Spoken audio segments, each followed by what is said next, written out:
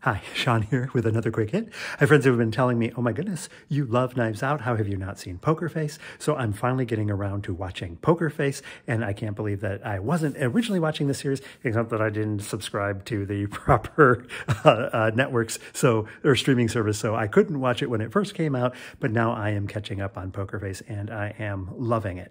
But I'm not here to talk about Poker Face. I'm here to talk about Bertolt Brecht. Bertolt Brecht, a theater playwright who quite famously tried to mess with some of the ways that we think about how we enjoy theater. For example, he wanted people to be focusing on the acting and the story itself and not be trying to guess plot, not being trying to figure out, well, where is this plot going? So often he would have super titles in front of like the Three Penny Opera in front of a scene saying, here's what's going to happen in the scene. So we know before we watch the scene what is going to happen in the scene, and therefore we're not focused on trying to guess where the scene is going, but instead we're in the process. I remember being at a workshop and the teacher of the workshop said, yeah, this is a great thing, except, you can't use it everywhere because you could never use it in murder mystery. And I was kind of like, but this is exactly what Columbo does.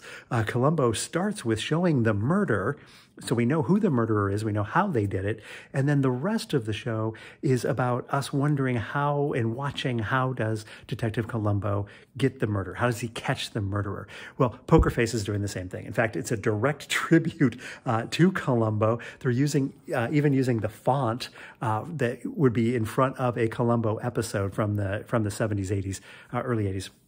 That same font, because it's the same kind of a show with an additional twist where they do show the murder. So we see the murder, we see who did it, we see why they did it, we see how they did it, and then the rest of the time is trying to figure out how Charlie traps them and gets them exposed. It has an additional twist of it actually goes back in time. So you see the murder, and then you go back in time and you see Charlie's involvement in it, which is very, very clever.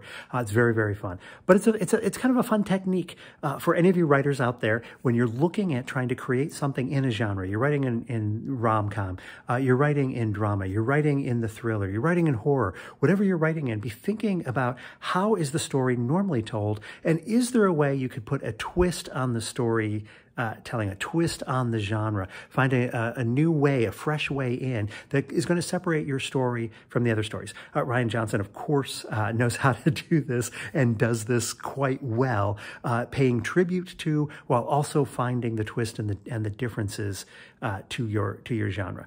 So it's a small little quick hit, but Poker Face is a great way into seeing what I'm talking about.